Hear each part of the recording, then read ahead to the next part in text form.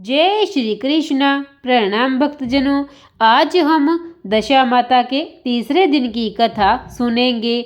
दशा माता के कोप से यह पौराणिक कथा सबको बचाएगी। दशा माता व्रत की प्रामाणिक कथा के अनुसार प्राचीन समय में राजा नल और दमयंती रानी सुखपूर्वक राज्य करते थे। उनके 2 पुत्र थे। उनके राज्य में प्रजा सुखी और संपन्न थी। एक दिन की बात है कि उस दिन होली दशा थी। एक ब्राह्मणी राजमहल में आई और रानी से कहा कि दशा का डोरा ले लो। बीच में दासी बोली कि हाँ रानी साहिबा, आज के दिन सभी सुहागिन महिलाएं दशा माता की पूजन और व्रत करती है तथा इस डोरे की पूजा करके गले में बांधती है, जिससे अपने घर में सुख समृद्धि आती है। अतः रानी ने ब्राह्मणी से डोरा ले लिया और विधि अनुसार पूजन करके गले में बांध दिया। कुछ दिनों के बाद राजा नल ने दमयंती के गले में डोरा बंधा हुआ देखा। राजा ने पूछा, इतने सोने के गहने पहनने के बाद भी आपने यह डोरा क्यों पहना है? रानी कुछ कहती इसके पहले ही राजा ने डोरे को तोड़कर जमीन पर फेंक दिया।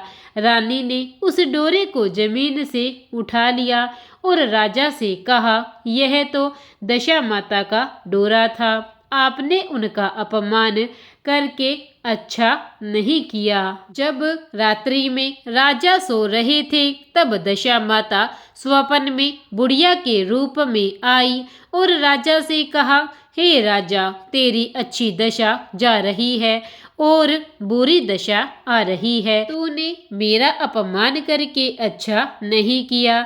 ऐसा कहकर दशा माता अंतर्ध्यान हो गई। अब जैसे तैसे दिन बीतते गए। वैसे वैसे कुछ ही दिनों में राजा के ठाट बाट, हाथी घोड़े, लाव लश्कर, धन धान्य, सुख शांति सब कुछ नष्ट होने लगा। अब तो भूखे मरने का समय तक आ गया। एक दिन राजा ने दमयंती से कहा, तुम अपने दोनों बच्चों को लेकर अपने मायके चली जाओ। रानी ने कहा, मैं आपको छोड़कर कहीं नहीं जाऊंगी। जिस प्रकार आप रहेंगे उसी प्रकार मैं भी आपके साथ रहूंगी। तब राजा ने कहा, अपने देश को छोड़कर दूसरे देश में चलते हैं। वहाँ जो भी काम मिल जाएगा वही काम कर लेंगे। इस प्रकार नल और दमयंती अपने देश को छोड़कर चल दिए। चलते चलते रास्ते में भील राजा का महल दिखाई दिया। वहां राजा ने अपने दोनों बच्चों को अमानत के तौर पर छोड़ दिया। आगे चले तो रास्ते में राजा के मित्र का गांव आया। राजा ने रानी से कहा, चलो हमारे मित्र के घर चलते हैं। मित्र के घर पहुंचने पर उनका खूब आदर सत्कार हुआ और पकवान बनाकर भोजन करवाया गया। मित्र ने अपने शयन कक्ष में सुलाया। उसी कमरे में मोर की आकृति की खूंटी पर मित्र की पत्नी का हीरो जड़ा कीमती हार टंगा था। मध्य रात्रि में रानी की नींद खुली तो उन्होंने देखा कि वह बेजान खूंटी हार को निगल रही है। यह देखकर रानी ने तुरंत राजा को जगाकर दिखाया और दोनों ने विचार किया कि सुबह होने पर मित्र के पूछने पर क्या जवाब देंगे। अतः यहाँ से इसी समय चले जाना चाहिए। राजा रानी दोनों रात्रि को ही वहाँ से चल दिए। सुबह होने पर मित्र की पत्नी ने खूंटी पर अपना हार देखा। हार वहाँ नहीं था। तब उसने अपने पति से कहा, तुम्हारे मित्र कैसे हैं जो मेरा हार चुरा कर रात्रि में ही भाग गए? मित्र ने अपनी पत्नी को समझाया कि मेरा मित्र कदापि ऐसा नहीं कर सकता। धीरज रखो, कृपया उसे चोर मत कहो। आगे चलने पर राजा नल की बहन का गांव आया। राजा ने बहन के घर खबर पहुंचाई कि तुम्हारे भाई भौजाई आए हुए हैं। खबर देने वाले से बहन ने पूछा, उनके हाल चाल कैसे हैं? वह बोला कि दोनों अकेले हैं, पैदल ही आए हैं तथा वे दुखी हाल में लग रहे हैं। इतनी बात सुनकर बहन थाली में कांदा रोटी रखकर भैया भाभी से मिलने आई। राजा ने तो अपने हिस्से का खा लिया, परंतु रानी ने जमीन में गाड़ दिया। चलते चलते एक नदी मिली। राजा ने नदी में से मछलियां निकालकर रानी से कहा, तुम इन मछलियों को भूज लो, मैं गांव में से परोसा लेकर आता हूँ। गांव का नगर सेठ सभी लोगों को भोजन करा रहा था।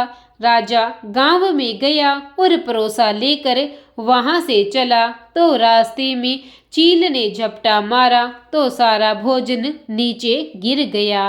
राजा ने सोचा कि रानी विचार करेगी कि राजा तो भोजन करके आ गया और मेरे लिए कुछ भी नहीं लाया। उधर रानी मछलियां भूजने लगी तो दुर्भाग्य से सभी मछलियां जीवित होकर नदी में चली गई। रानी उदास होकर सोचने लगी कि राजा पूछेंगे और सोचेंगे कि सारी मछलियां खुद ही खा गई। जब राजा आए तो मन ही मन समझ गए और वहां से आगे चल दिए। चलते चलते रानी के मायके का गांव आया। राजा ने कहा, तुम अपने मायके चली जाओ, वहां दासी का कोई भी काम कर लेना, मैं इसी गांव में कहीं नौकर हो जाऊंगा। इस प्रकार रानी महल में दासी का काम करने लगी और राजा तेली के घाने पर काम करने लगा। दोनों को काम करते करते बहुत दिन हो गए। जब होली दशा का दिन आया तब सभी रानियों ने सिर धोकर स्नान किया। दासी ने भी स्नान किया। दासी ने रानियों का सिर गूंथा तो राजमाता ने कहा, मैं भी तेरा सिर गूंथ दूं। ऐसा कहकर राजमाता जब दासी का सिर गूंथ ही रही थी कि तब उन्होंने दासी के सिर पर पद्य देखा। यह देखकर राजमाता की आंखें भर आई और उनकी आंखों से आंसू की बूंदें गिरने लगी। आंसू जब दासी की पीठ पर गिरे तो दासी ने पूछा, आप क्यों रो रही हैं? राजमाता ने कहा, तेरे जैसी मेरी भी बेटी है जिसके सिर में भी पद्य था, तेरे सिर में भी पद्य है। यह देखकर मुझे उसकी याद आ गई। तब दासी ने कहा, मैं ही आपकी बेटी हूँ। दशा माता के कोप से मेरे बुरे दिन चल रहे हैं, इसलिए यहाँ चली आई। माता ने कहा, बेटी तूने यह बात हमसे क्यों छिपाई? दासी ने कहा, माँ मैं सब कुछ बता देती तो मेरे बुरे दिन नहीं कटते। आज मैं दशा माता का व्रत करूंगी तथा उनसे गलती की क्षमा याचना करूंगी। अब तो राजमाता ने बेटी से पूछा, हमारे जमाई राजा कहाँ है? बेटी बोली, वे इसी गांव में किसी तेली के घर काम कर रहे हैं। अब गांव में उनकी खोज कराई गई और उन्हें महल में लेकर आए। जमाई राजा को स्नान कराया, नए वस्त्र पहनाए और पकवान बनाकर उन्हें भोजन कराया गया। अब दशा माता के आशीर्वाद से राजा नल और दमयंती के अच्छे दिन लौट आए। कुछ दिन वहीं बिताने के बाद अपने राज्य जाने को कहा। दमयंती के पिता ने खूब सारा धन, लाव लश्कर, हाथी घोड़े आदि देकर बेटी जमाई को विदा किया। रास्ते में वही जगह आई जहां रानी में मछलियों को भूना था और राजा के हाथ से चील के झपटा मारने से भोजन जमीन पर आ गिरा था। तब राजा ने कहा, तुमने सोचा होगा कि मैंने अकेले ही भोजन कर लिया होगा, परंतु चील ने झपटा मारकर गिरा दिया था। अब रानी ने कहा, आपने भी सोचा होगा कि मैंने मछलियां भूनकर अकेले ही खा ली होगी, परंतु वे तो जीवित होकर नदी में चली गई। चलते चलते अब राजा की बहन का गांव आया। राजा ने बहन के यहाँ खबर भेजी। खबर देने वाले से पूछा कि उनके हाल चाल कैसे हैं। उसने बताया कि वे बहुत अच्छी दशा में है, उनके साथ हाथी घोड़े लाव लश्कर है। यह सुनकर राजा की बहन मोतियों की थाल सजाकर लाई। तभी दमयंती ने धरती माता से प्रार्थना की और कहा, माँ, आज मेरी अमानत मुझे वापस दे दो। यह कहकर उस जगह को खोदा जहाँ कांदा रोटी गाड़ दिया था। खोदने पर रोटी तो सोने की और कांदा चांदी का हो गया। ये दोनों चीजें बहन की थाली में डाल दी और आगे चलने की तैयारी करने लगे। वहां से चलकर राजा अपने मित्र के घर पहुंचे। मित्र ने उनका पहले की समान ही खूब आदर सत्कार और सम्मान किया। रात्रि विश्राम के लिए उन्हें उसी शयन कक्ष में सुलाया। मोरनी वाली खूंटी के हार निगल जाने वाली बात से नींद नहीं आई। आधी रात के समय वही मोरनी वाली खूंटी हार उगलने लगी तो राजा ने अपने मित्र को जगाया तथा रानी ने मित्र की पत्नी को जगाकर दिखाया, आपका हार तो इसने निगल लिया था।